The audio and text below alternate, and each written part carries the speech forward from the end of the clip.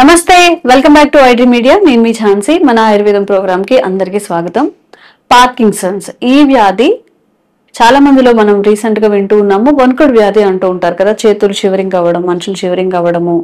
అసలు ఇది ఎందుకు వస్తుంది? ఇదేమైనా వంశపారంపర్యంగా వచ్చే అవకాశం ఉంటుందా, లేకపోతే మన ఫుడ్ హ్యాబిట్స్, లేకపోతే మనం చేసుకునే స్వయంకృత అపరాధం అంటారు కదా, అలాంటివి ఏమైనా వాటి వల్ల వస్తుందా? వచ్చినప్పుడు ఏం చేయాలి, దీని గురించి తెలుసుకుందాం. అలాగే మన ఆయుర్వేదంలో దీనికి ఎలాంటి చికిత్సలు కానీ మూలికలు కానీ ఉన్నాయో తెలుసుకుందాం. ప్రస్తుతం అంతా ఉన్నారు ఆయుర్వేద వైద్యంలో గత 35 ఏళ్లకు పైగా ఆయుర్వేద వైద్యాన్ని అందిస్తున్న చిట్టుపొట్ల మధుసూదన్ శర్మ గారు. నమస్తే సార్. నమస్తే సార్. పార్కిన్సన్స్ అనేది, ఈ వణుకుడు వ్యాధి అనేది అందరికీ అర్థమయ్యే లాంగ్వేజ్ అంటే వణుకుడు వ్యాధి, వణుకుతూ ఉంటారు కదా. ఇప్పుడు పెద్దవాళ్లలోనే వస్తుందా, 50+ లో, చిన్న వాళ్ళలో కూడా వస్తుందా? ఒకవేళ చిన్న వాళ్ళను వస్తే గనక ఎలాంటి ఆరోగ్యపరమైన సమస్యల వల్ల ఇది వస్తుంది అంటారు? పూర్వకాలం అయితే ఇంచుమించు 60 సంవత్సరాలు దాటినటువంటి వాళ్ళని వచ్చేదమ్మా. కానీ ఈ రోజుల్లో వివిధ రకాలైనటువంటి కారణాల వల్ల చిన్న వయసులోనే, అంటే దాదాపు 35-40 సంవత్సరాల వాళ్ళలోనే పార్కిన్సన్స్ కేసు కూడా నమోదయ్యేటువంటి పరిస్థితి ఏర్పడుతుందమ్మా. సో సర్వసాధారణంగా 35-40 ఏళ్ళు దాటినటువంటి వాళ్ళలోనే కలుగుతుందమ్మా. చిన్న వయసులో 100లో దాదాపు 90%, 99% వరకు కూడా ఆల్మోస్ట్ చిన్న వయసు పిల్లలకు, చిన్న వయసు యూత్ వాళ్ళకు పార్కిన్సన్స్ రాదనే చెప్పొచ్చమ్మా. అదేమ్మా. యాక్చువల్గా ఏంటంటమ్మా, అనేక రకాలైనటువంటి కారణాల వల్ల ఈ సమస్య వస్తుంటుంది. సో ఏ కారణం వల్ల అయినా మెదడులో జరిగేటువంటి కొన్ని మార్పుల వల్ల ఈ సమస్య కలుగుతుంటుంది. సో వివిధ రకాలైనటువంటి కారణాల వల్ల మెదడులో డోపమిన్ అనేటువంటి ఒక పదార్థం ఉత్పత్తి తగ్గిపోతుందమ్మా. డోపమిన్ అనేటువంటి పదార్థం ఉత్పత్తి తగ్గిపోయినప్పుడు దాని ప్రభావం చేత కోఆర్డినేషన్, అంటే నరాలకు కండాలకు ఉన్నటువంటి ఆ సమన్వయత ఏదేందో అది సరిగ్గా ఉండకపోవడం చేత వణుకుడు సమస్య వస్తూ ఉంటుంది. ఈ వణుకుడు సమస్యను ప్రపంచంలో మొట్టమొదటిసారిగా పార్కిన్సన్స్ అనేటువంటి ఆయన మేధావి వైద్యుడు ఫస్ట్ ఆయన గుర్తించడం వల్ల ఆ పేరు అలాగే స్థిరపడిపోయిందమ్మా, పార్కిన్సన్స్ డిసీజ్ అని చెప్పేసి. వేలాది సంవత్సరాల క్రితమే ఆయుర్వేద వైద్య విధానంలో మన మహర్షులు కంపవాతం అనేటువంటి పేరుతో ఒక వ్యాధిని గురించి ప్రస్తావించి చక్కటి చికిత్సా విధానాన్ని గురించి కూడా తెలియజేయడం జరిగింది. కంపవాతం, కంపం అంటే వణకడం అమ్మా.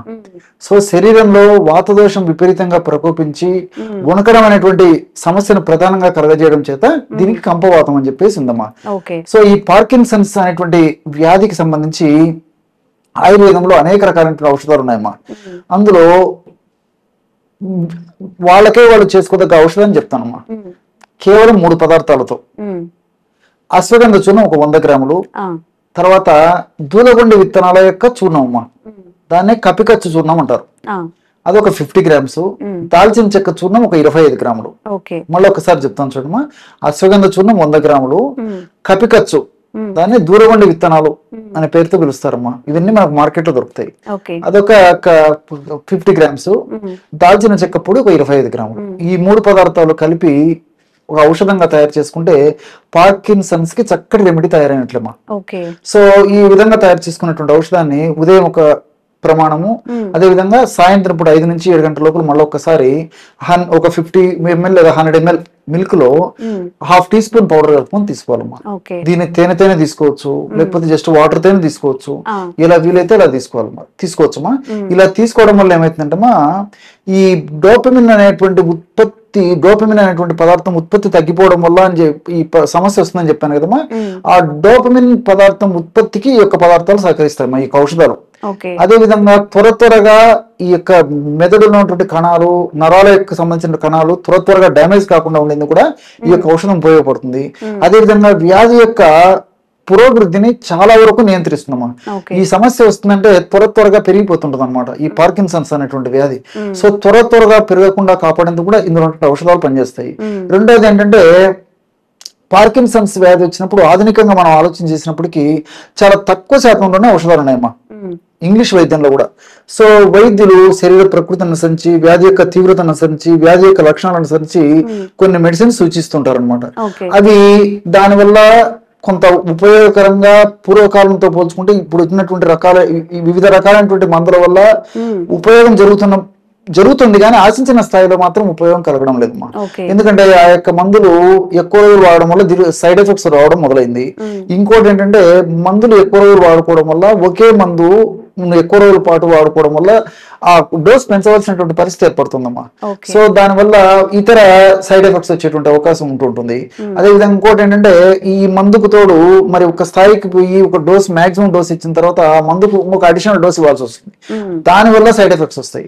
ఈ విధంగా మరి పార్కిన్సన్స్ వ్యాధి కోసం మందులు వాడుకోవడం వల్ల ఉన్నటువంటి సమస్య పూర్తి స్థాయిలో ఆ లక్షణాలు పూర్తి స్థాయిలో తగ్గకపోగా సైడ్ ఎఫెక్ట్స్ కూడా రావడం చేత మరి ప్రపంచ వ్యాప్తంగా కూడా మేధావుల దృష్టి, సైంటిస్టుల దృష్టి సహజసిద్ధమైనటువంటి ప్రకృతి విధానాల మీద కూడా పడడం జరుగుతుందమ్మా. సో ఈ విధంగా జరగడం వల్ల కొన్ని రకాలైనటువంటి మొక్కల మీద పరిశోధనలు కూడా చేశారు. వాటిలో ముఖ్యంగా ఇప్పుడు నేను చెప్పినటువంటి ఈ దూలగొండ విత్తనాల యొక్క చూర్ణం. సో ఈ దూలగొండ విత్తనాల యొక్క చూర్ణంలో ఎల్డోపా అని చెప్పేసి రసాయన పదార్థం ఉంటుందమ్మా. ఇప్పుడు ఎల్డోపా అనేటువంటి రసాయన పదార్థం ఉన్నటువంటి యొక్క దూలగొండ చూర్ణాన్ని మనం తీసుకున్నట్లయితే మెదడులో డోపమిన్ అనేటువంటి ఆ యొక్క పదార్థం ఉత్పత్తికి దోహదపడుతుంది, అది బాగా పనిచేసడానికి దోహదపడుతుంది అని చెప్పేసి కూడా ప్రూవ్ అయిందమ్మా. సో ఆధునికంలో కూడా సిండోపా అనేటువంటి ఔషధాన్ని వాడతారమ్మా ఆధునిక వైద్యులు. ఆ సిండోపా కూడా మాలిక్యూల్ ఇదేమ్మా. సో బేస్ అయితే ఇదే. సో అశ్వగంధలో ఉన్నటువంటి కొన్ని రకాలైనటువంటి రసాయన పదార్థాలు కూడా మెదడు త్వరగా డ్యామేజ్ కాకుండా, అదేవిధంగా నరాల వ్యవస్థ త్వరగా డ్యామేజ్ కాకుండా, మెదడు శక్తివంతంగా పనిచేసేందుకు, ఈ యొక్క వ్యాధి పురోభివృద్ధి జరగకుండా స్లోగా పెరిగేదానికి, ఇంగ్లీషు మందుల యొక్క సైడ్ ఎఫెక్ట్స్ తగ్గించడానికి ఇలాంటి అనేక రకాలుగా ఉపయోగపడుతుంది. అనేక రకాలైన సైడ్ బెనిఫిట్స్ కూడా దీనివల్ల కలుగుతున్నాయని చెప్పేసి కూడా అధ్యయనాల ద్వారా, అనుభవాల ద్వారా తెలుస్తుందమ్మా. అదేవిధంగా దాల్చిన చెక్కలో సినిమాల్డిహైడ్ అనేటువంటి రసాయన పదార్థం ఉందమ్మా. ఈ దాల్చిన చెక్కలో ఉన్నటువంటి సినిమాల్డిహైడ్ అనేటువంటి రసాయన పదార్థం కూడా ఏంటంటే మెదడులో ఈ చెడు పదార్థాల ఉత్పత్తి, ఫ్రీ రాడికల్స్ ఉత్పత్తి ఏదైతుందో ఆ యొక్క ఫ్రీ రాడికల్స్ యొక్క ఉత్పత్తిని తగ్గించడమే కాకుండా ఆ ఫ్రీ రాడికల్స్ యొక్క పనితనాన్ని కూడా నిర్వీర్యం చేసేసుకున్నామా. సో మెదడులో వివిధ రకాల కారణాల వల్ల ఫ్రీ రాడికల్స్ ఉత్పత్తి జరగడం చేత దీని యొక్క ప్రభావం చేత కూడా డోపమిన్ ఉత్పత్తి తగ్గిపోతుందమ్మా. సో ఇది రెక్టిఫై చేసడానికి దాల్చిన చెక్క కూడా పనిచేస్తుంది. సో మరి ఈ మూడు పదార్థాలు కలిపి వాడుకుంటున్నాం కాబట్టి అన్ని రకాలుగా సైడ్ బెనిఫిట్స్ ఉంటాయి, ఎలాంటి సైడ్ ఎఫెక్ట్స్ ఉండవు. కాబట్టి ఇంగ్లీష్ మందులు వైద్యులు సూచించిన పద్ధతి ప్రకారం వాడుతూ ఇది కూడా వాడుకోవడం వల్ల మంచి క్వాలిటీ ఆఫ్ లైఫ్ బాగుంటుంది. వ్యాధి త్వరగా పెరగకుండా ఉండేందుకు అవకాశం ఏర్పడుతుంది. అదేవిధంగా లక్షణాలు కూడా అదే పద్ధతిలో ఉండేసేసి లక్షణాలు పెరగకుండా ఉంటాయి. ఇనిషియల్ గా ప్రాథమిక దశలో ఉన్నటువంటి పద్ధతి అయితే చాలా వరకు లక్షణాలు కూడా తగ్గడానికి కూడా అవకాశం ఉంటుందమ్మా. ఓకే.